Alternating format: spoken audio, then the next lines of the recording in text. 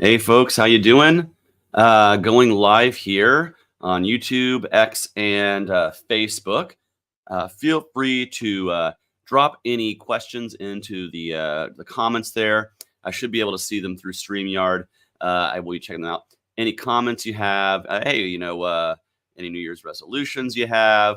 Let me know what state you're from and if you're going to be at your Libertarian Party convention. But I just wanted to pop in here post Iowa caucus and kind of discuss that process, how it went, and how everything's going. So I was before Iowa, I was in Arizona, the Arizona Party's state convention. I was at their state meeting last year. This year, it's quite a bit bigger meeting, being a convention. It was a very cool location. It was like an amusement park kind of area, like a theater. It was very cool. Anyway, got to meet lots of great folks out there, participate in a debate with myself and most of the candidates. Josh Smith, being snowed in Iowa, was not able to make it, though I did see him later when I was in Iowa. So delegates were selected for a national convention, and a straw poll of those delegates and alternates went out, and it appears that I won the Arizona straw poll. So that kind of started off a good weekend, a good few days for me. Colton says, congratulations on your win in Iowa. Thank you very much. And so, yeah, that leads me right to went from the relatively nice weather of Arizona and flew into the frozen tundra that was Iowa, undergoing a very cold post-blizzard chill from the polar vortex, negative 15, negative 20 degree temperatures. This Georgia guy, I mean, I'm from Georgia. I'm not used to that kind of stuff, but I persevered, got out, met some voters, ended up having some good times. I actually flew into Iowa alongside two of the other candidates because, there was only one flight going into Iowa. And so Lars Mapstead and Mike Termott also joined me on that flight. So we had some libertarians in airport time. It was a good time. How much you guys want to bet we discussed how much we don't like the TSA? Anyway, so we got to Iowa. We got out. We met some voters and ended up, winning the Iowa caucus. Turnout was low for both the Republicans and Libertarians this year, and I think that has to do with the blizzard, but I'm thankful for those who did manage to brave the weather to have your voices be heard. I think it's very important, especially now that the Libertarian Party of Iowa has major party status. We want to make sure that we are securing that and maintaining it. And now it's one of the goals of my campaign. If I'm the nominee, any state that has major party status like Iowa that needs help from a presidential campaign to maintain that, well, that's a priority we're going to have. So I'll probably be back in Iowa post nomination, certainly if I'm the nominee. But regardless, I really enjoyed the process. And the thing about Iowa that's kind of special, if you're not from there, maybe you don't recognize it or haven't heard this, but they are very into retail politicking. Anybody in Iowa, it doesn't matter if you're a Libertarian, Democrat, Republican, they're very comfortable approaching a presidential candidate and point blank asking them a question, not being afraid to do that. And so I really welcomed that. It kind of sharpened my ability to focus on one-on-one with voters. It gave me a real proving ground, particularly the Iowa State Fair that I was at last summer. It gave me a chance to talk to thousands of voters. And that's something we as Libertarian candidates need to get more practice at, is especially reaching outside of the echo chamber. And that leads me kind of to my New Year's resolution. I've added this to my list of things I want to do as the nominee. I already had secure ballot access in states, win major party status, help Libertarians get elected. But my real 2024 New Year's resolution, and it's actually a multi-year resolution, is I want to double our party membership throughout this election process. I want to make sure that we double our party membership, get ourselves on the right foot, and maintain that party membership number or grow it over the next 4 years. So in 2028, whether I'm running for re-election or we have a candidate for president from the Libertarian Party, I want to make sure they're starting off on a better foot than we are today. I want to show that building and that progress. I think that's what's going to really help our party organize and move up in the future and really grow. And so that's always been one of the primary focuses of my campaign, is to really get out there and grow the party, grow our movement in a way that is organic at the grassroots, that can really last for a long time, survive and thrive through the next few years. And so that's my commitment, is if I'm our nominee, that's going to be my goal over the next 4 years, is make sure that our party stays up and is growing. So that being said, I want to say this. I believe the Libertarian Party is the best political vehicle for the message of liberty. And I want to honor that by being a candidate that represents the entire Libertarian Party. I am not trying to represent one wing of the party or one section of the party. I actually want to unite the party along common principles. I recognize that not everyone who is a libertarian will be exactly the same. The Republican Party is diverse. The Democratic Party is diverse. If we want to be a national party, we're going to have to respect some diversity of opinion. But that being said, I think we can unite around common principles across spectrum and caucus, whether you're an anarchist, a minarchist, or whatever group you happen to roll with within the party. I've committed myself as a candidate to try to be outward focused, not inwardly focusing on, the inner party stuff, but really more focused on the outer party stuff to bring more people in so they can come in and grow.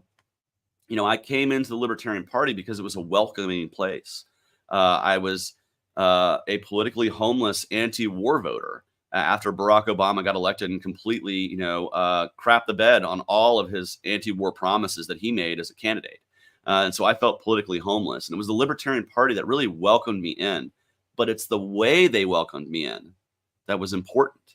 I was at the Atlanta Pride Festival, and the Libertarian Party of Georgia was there campaigning, talking about freedom of speech, freedom of expression, the rights of LGBT people to get married or, adopt children, basically supporting equality under the law.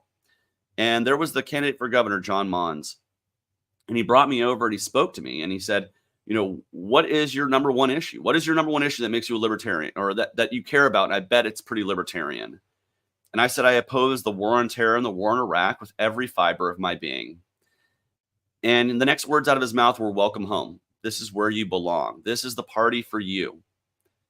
And so because of that, I was allowed to exist in this party, survive, thrive, and grow. And, he didn't question me at the gate. He didn't say, well, what do you feel about this subject? Or how do you feel about that subject? Or what do you think about this? He just said, welcome home. The anti-war peace position is here. And so I was allowed to grow from just being kind of a disaffected former Democrat to where now I'm a radical minarchist. And that's because I was allowed to grow within our movement. I want millions of American voters who are dissatisfied with the Republicans and the Democrats and all of their failures to feel like they can be welcomed here, to come in, with their liberty in mind, their liberty positions in mind, and let's connect their principles, say on anti-war or pro-immigration or criminal justice reform or pro-gun rights or pro, free speech or whatever. And let's connect that to our greater principles. Let's let them feel welcome so they can understand how maybe one of their positions can grow into 2, 3, 4, and a plethora of libertarian positions. That's how we grow ourselves. That's how we organically grow, is by being a welcoming party to let people come in and see what we're about, experience a welcoming hand from libertarians to say, maybe it's 1 or 2 issues today, but let's discuss how those issues relate to the greater picture of liberty. That's how we're going to grow our party. That's the kind of presidential candidate I want to be. And I'm aware I'm not perfect, right? Everybody, let he who is without sin cast the first stone. Let he who is, maybe criticized the LP at one time or another, let them cast the first stone. I recognize that we've all had that one or another. But my goal is to not participate in that stuff, and certainly not in inter-party stuff. If I'm a presidential candidate, I shouldn't be focusing on who's running for region, whatever, alternate, or, I shouldn't really be worrying about that.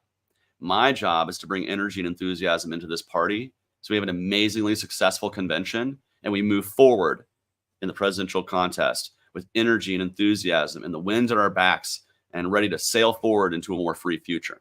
That's my goal. And I welcome anybody, anybody who wants to join in that. I only ask that you work hard. When you make a promise, you deliver upon it, and that you focus yourselves, like I am, on running a positive campaign that is focused on the issues that are important to the American voter. And so to that end, I welcome anyone to join the campaign. We have a brand new volunteer coordinator, Michelle McCutcheon. She'd be happy to get you signed into the process and get you going. I have independents working on my campaign. I actually took a call today from a political independent, by the way. There is a phone number to be able to call the campaign, and occasionally I'm the one who's picking up that phone. And if I'm not, I'm usually calling you back when you leave a voicemail. Uh, but this voter happened to catch me at a time, and I picked up the phone. Excuse me. And he said, I'm a political independent. I'm not a libertarian, but I've been going over all the platforms of all the candidates, the libertarians, the Democrats, the Republicans, all of them. And he said, your campaign is the one I like the most because you seem focused on the good things, the things that we can do to improve things, and not merely just focusing on the negativity that so many people get focused on. And he said, and really, I don't agree with every issue you support, but I agree with nearly all of them. And I think it's the best platform that we have. And he's an old timer. He's going to be mailing me a check. He says he doesn't do PayPal. He sends that the old fashioned way.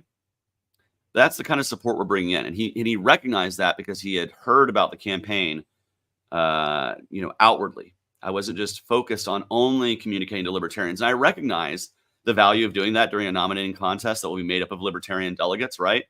Maybe it's a little crazy for me to say, let's go ahead and focus outwardly to let the world know libertarians are running for president, to bring new people into the movement now so that we have that energy and enthusiasm the day we have a nominee.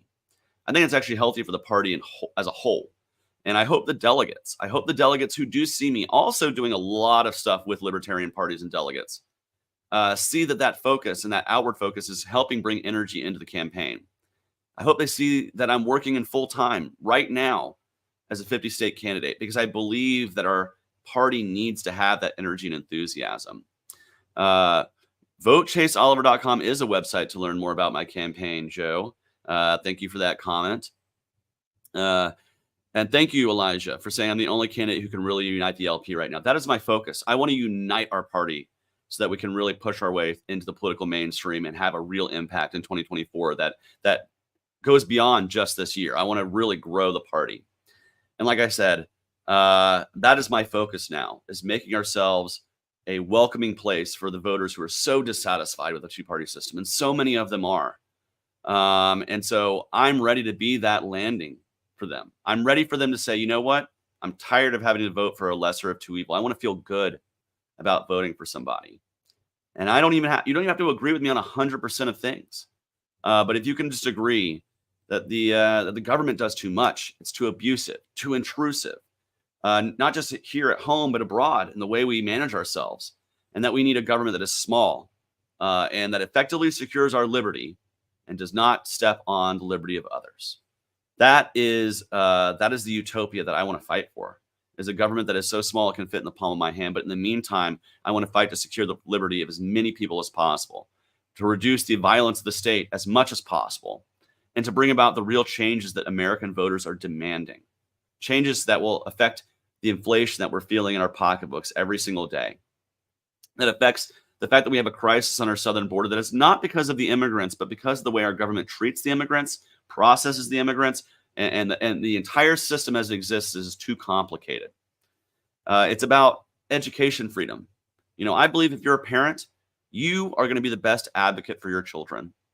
I believe you have unconditional love. For the most part, that's kind of the standard as I understand it. I know my parents would have fought and died for me. I know I would fight and die for my nephews and nieces. And so as those advocates, you should have the most agency over the direction of their upbringing, whether it's their faith or their education or the medical decisions or, anything. That should be something that you are primarily in charge of. That doesn't mean that there aren't, teachers who can help you educate. That doesn't mean that there aren't doctors who can provide medical care. That doesn't mean that there aren't faith leaders who can help guide you through that process. Or if you are someone who's not a believer, whatever you want to put faith in. I believe that is the realm of a parent. And I do think we need to get the government out of the way there. Why was hashtag libertarian and hashtag gay Twitter trending yesterday? I don't know. Maybe the Iowa caucus. I don't know. I have no idea. Probably didn't cause that, but I like to say that I did. Thank you for that question, Scientific Libertarian.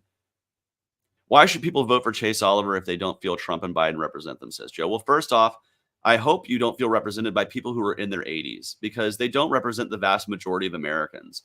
Those who are working for a living right now, those who are understanding what it's like to raise a family in this economy.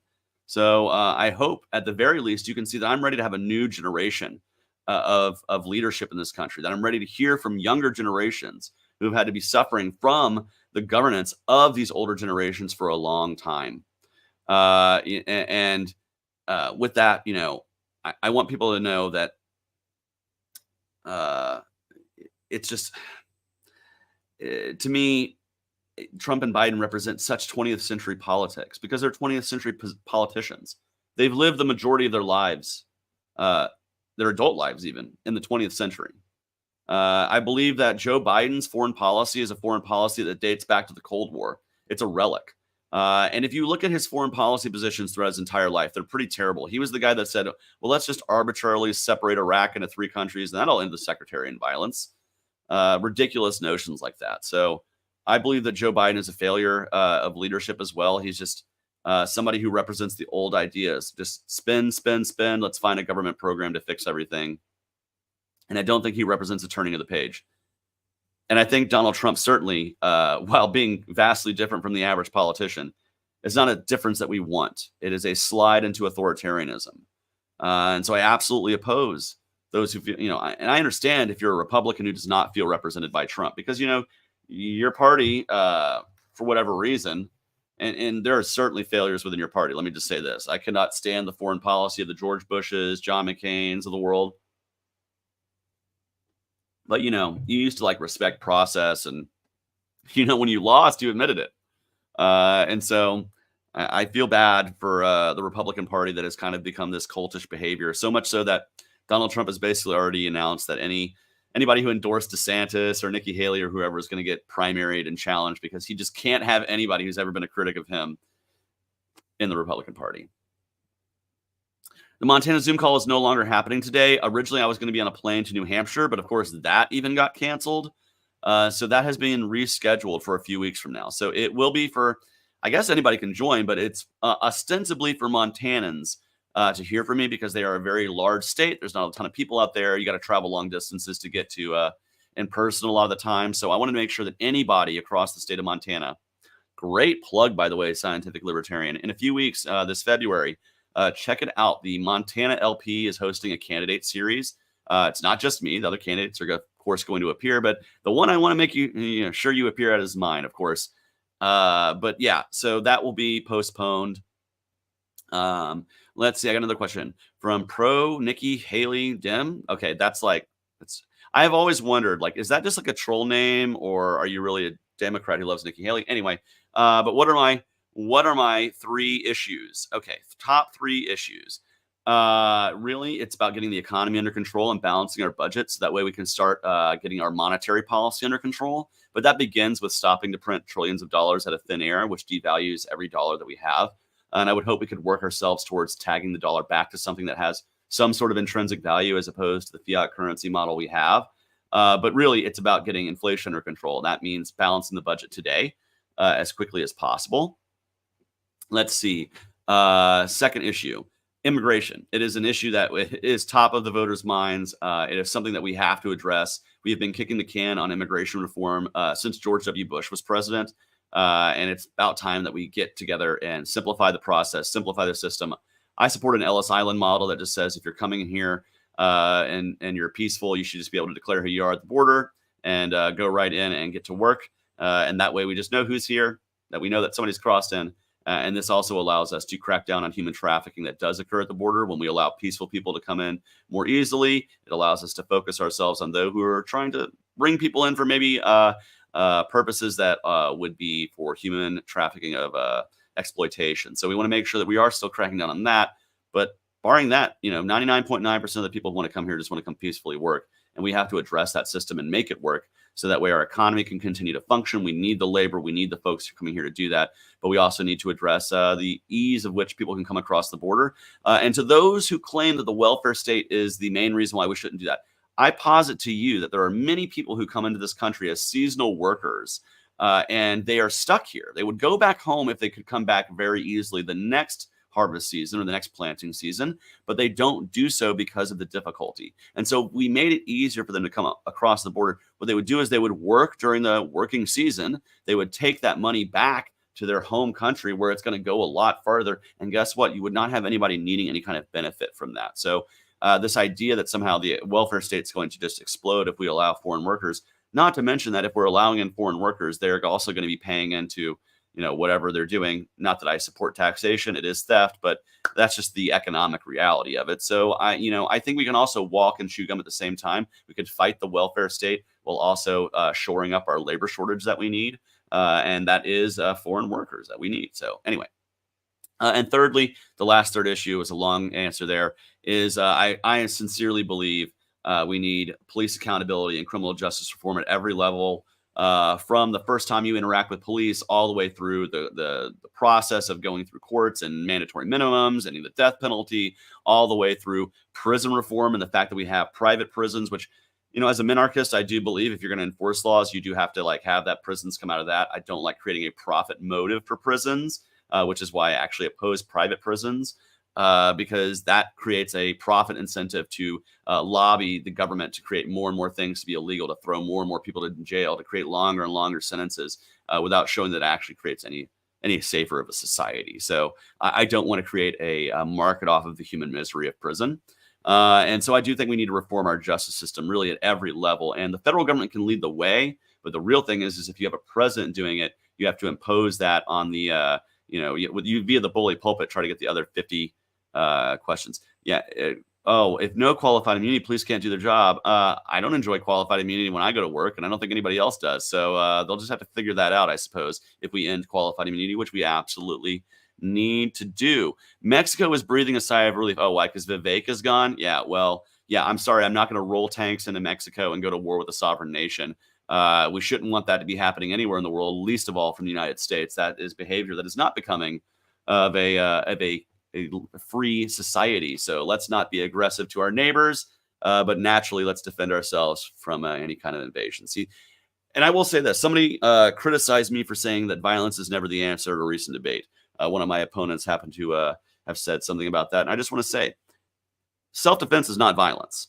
It is not. Violence is never the answer in terms of the coercive state should never be trying to push solutions, and we shouldn't be outwardly aggressing against neighbors who have not done anything to us. But if we're attacked, self-defense is not violence. Self-defense is self-preservation. That's not you being violent towards somebody. That's you actually responding to violence in the only way that can actually keep you safe sometimes, which is to defend yourself if you need to. Now, there is passive non-resistance. That happens sometimes too. It's an effective protest tool.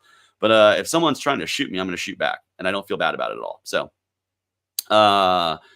what would you do to improve the racism of immigration policy that gave asylum seekers an app to use facial recognition? It's from okay. Here's the thing: I don't believe any of that. The asylum model should be very much cleaned up, but really they shouldn't be deciding who gets asylum via an app. I don't know what all that's about, but really the immigration system should be as open as possible. Yeah, let's see. My ideal foreign policy is one that's based on free markets and free cooperation and free trade amongst people all around the world. I do believe that when we're trading with one another, we're not wanting to trade blows with one another and attack one another with the armaments of war. And so I think it's best for us to facilitate as free of trade as possible. I actually worked in a logistics firm that helped move goods from one side of the world to the other. I worked in an office with people from all over the world, and I interacted with people from dozens of nations on a daily basis to confirm, to help bring goods to our ports or to help export our goods out of the United States and outwardly. And I think that is a great way to facilitate peaceful foreign policy is through diplomacy. I also believe that it's a good idea to talk to those that we have adversarial relationships with it instead of trying to push ourselves via the gun, via the bomb, via warfare. There we go. So let's see. Thoughts on combating the student debt crisis? Thank you for asking that question, Andrew. Actually, I have a policy for that ready to go. In fact, I think I'm the only libertarian candidate that has fleshed that out. I do know some others have agreed with me on it, but I think I was maybe they have it now, but I was the first one out with it. And that was, I believe in canceling, not canceling student loans. I think that's a waste. And I think that's really spits in the face of taxpayers who are plumbers and other plumbers and construction workers and truckers and service workers and retail workers and anybody who is, not gone to college. I don't want their taxpayer money to necessarily just pay for everybody else's college. But here's what we do. Right now, over 90% of student loan debt is backed by the federal government. What this has done is it's created an artificially high market for the cost of education, because institutions of higher learning know that if the federal government is backing these loans, banks are more apt to just give out free money, because they know that if they fail, the government's going to back the loans. They'll make up the difference. And so we have to get the government out of this process, because it's creating a market that's artificially high. So we have to bring market practices back to higher education. And that starts with passing legislation that does the following things. One, no new government-backed loans. Two, making all currently backed student loans that are backed by the government interest-free as of today. Now, what this will do is will allow those who are on the government-backed loans to pay down the principal. Even if they are paying the bare minimum that they can each month, it pays down the principal over time, and over time, those will be removed from the government balance sheet.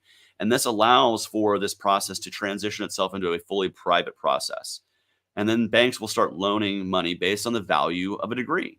If you have a degree that has a high likelihood of making tons of money, they will be readily able to loan you that money, because they know they'll get it back. But if you're in a degree that has a lower payback rate, they might be more reticent to loan that. What that will do is that will force these institutions of higher learning to actually value their degrees based on what the return will be. And they will offer programs in response to that. And they will price their programs in response to that. And that will actually lower the cost of tuition over the long term. This helps students in the immediate aftermath of the student loan crisis, who are now able to pay down their loans without worrying about the interest payments. This gets the government out of the process. So over time, transitions ourselves into a fully private model. And overall, we'll use market forces to lower the cost of higher education so that it becomes more affordable and more accessible to more Americans. This is a real plan. And by the way, you make it revenue neutral by closing some bases and cutting some Pentagon spending. Because the truth is a debt crisis like this does present a security crisis. And so I say the best way to respond to that is to cut some Pentagon spending and help overcome this hump. Joe, who do I want for VP of the LP ticket? Oh, my goodness. Just asking the easy questions there. Well, I'll say this. I can't say any one person, because I am looking at lots of people. I'm looking at temperament. I'm looking at who I can get along with, who shares my vision for a positive campaign that's going to be very energetic. I will say this. Whoever's going to be my nominee for VP is going to have to be ready to get on a lot of planes and get to a lot of places, because I will have hit 50 states by then. And I want to try to make this campaign hit 50 states all over again between May and November. And that's going to involve me and my running mate splitting the duties up and getting out there to as many people as possible. So I'm going to want somebody with energy, enthusiasm, who's ready to run a positive campaign, reach outward and bring in new voters, not just stay within the echo chamber, but ready to hear from new people and bring new people in and be a welcoming face. And I want somebody who is going to help provide the energy. Like, I want somebody who is not just going to sit on their keyboard, who's going to get out there and be among the people, ready to shake lots of hands, and who's prepared and media trained, who has the temperament to be able to speak in front of a camera, to be able to speak for the media, be able to speak for the campaign in a way that is professional, in a way that's going to bring in new eyeballs, new ears, and new bodies into Libertarian Party affiliate meetings. And somebody who will also join me in the commitment to build the party after the election, who will join me in helping to connect all of those new people who are interested in the campaign to their local affiliates, so we can double our party membership and help it last over the next 4 years. So even if we're running for re-election or helping the next LP ticket, we want to make sure we're starting off stronger, better, and more prepared than we are next time. So thank you for that question. Thank you. I like your approach. Well, thank you. I like you being so nice to me right now. Any other questions? Because otherwise I'm going to kind of cut it off here. We're about 30 minutes. I do want to encourage, if you've seen right there at the bottom of the screen, go to votechaseoliver.com if you want to become a volunteer in this campaign. And I do gauge enthusiasm a little bit of campaigns based on the number of volunteers. I do have paid staff, right? But really paid staff is they're paid. But we have over 200 volunteers and growing. We're almost at 300, I think, at this point. We'll have to get the final numbers down, but we're connecting people every day. We've had over a dozen new signups in the 24 hours after Iowa. But if you want to join this campaign, go to votechaseoliver.com/volunteer, I believe, or you can just go to votechaseoliver.com and click the Get Involved tab. But I want to say thanks to all of you who have stayed here, asked some questions. We're going to do this more often throughout the process because I think it's important just to kind of pop in, give an update on what we're doing. By the way, we're heading to the Libertarian Party of Florida convention this weekend, and then doing some events in Savannah, Georgia on the way back. And then next week in my home state of Georgia, I'm so proud to be getting out to the Libertarian Party of Georgia convention. Last convention was awesome. We had this event called The Great Create. The year before that, I got nominated to run for U.S. Senate, which was one of the honors of my lifetime. And I hope next weekend, this weekend in Florida and next weekend in Georgia, we can connect with lots of libertarians who share a vision of growing our party, a positive message forward, and really helping those who are. I won the Arizona Scientific Libertarian. Arkansas, I don't believe, has had a straw poll. If they have and I won it, please let me know. I might be mistaken, but I don't think they have. But that being said, I'm going to wish all of you the same thing I do every time when I leave these live streams or when I finish talking to a group of people. Everybody who's out there who's watching this now live or who will watch this in the future, I hope you have a life of peace, love, and liberty. Good night.